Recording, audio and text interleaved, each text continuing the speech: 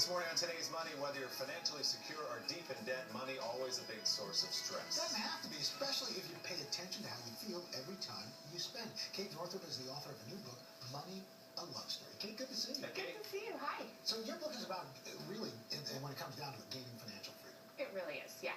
Emotionally and practically. And so financial freedom is really having your passive income greater than your living expenses, and also just feeling good about your money, because we have to deal with money every day. And so why not have a good relationship with it? And you know of what you write. You were at one point were $20,000 in debt. Is that right? Was. How did you dig your way out? I did it through getting really real about my living expenses and my income, and proceeding to add more value to the world in order to increase my income, which is the best way to increase your income, because money is really just a stand-in for what we value. So if we add value to more people's lives, our income will increase. And sometimes people feel badly about spending, like I said, and you have 3 tips. And I love this first one. It says, spend money on what you truly value, not on what you think you should have. Absolutely. You'll get more emotional bang for your buck if you spend money on what you value, which requires identifying what you value. So maybe your values are community, health, and adventure. And if you look at your spending and orient it in alignment with those things, you'll actually feel really good about your spending, as opposed to spending on things that you think your mom wants you to have or keeping up with the Joneses. Maybe spend less in the process. Absolutely. That's the idea, because if you're spending with your values, then you can spend less and still feel really good about it. I can hear people watching this say, emotional value is great, but I've got to pay my rent this month. So how does the emotional value connect to making more money? Great question. So your emotional value is really important, because being grateful for the fact that you can pay your rent, I mean, that's a value, being able to pay for your living expenses and have a roof over your head. And so getting tied into, I'm grateful that I can actually write that check to my landlord, and thank you for the electricity that I can flip on a switch every day.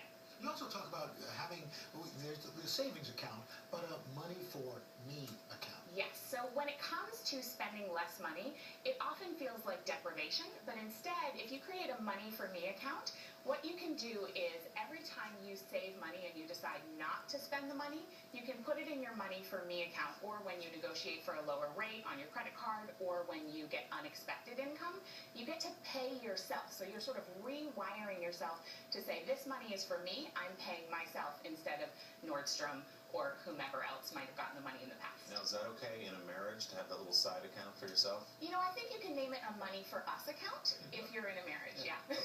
We're just going to go with money for me, ladies. Just the money for me. So don't keep a phantom account. I'm asking for a friend. Yeah, obviously. Christina's not watching. She's with the kids, hopefully. Listen to your body when it comes to your spending habits. What does that mean? This is one you're not going to find in other personal finance books. What it is our body is, you know how you get that gut feeling like it'll get tense and tight? When you look back at your past spending decisions, go through your credit card bill, feel into each expenditure and feel whether your body felt expansive when you spent that money or contracted. And then when you look at your money in the coming times when you're going to spend money, check in for that as well, and you'll be able to make smarter spending decisions. Very cool. Different ways to think about money. Kate Northrup, thanks so much. Thank Good to see you. you. Coming up next, some very generous people.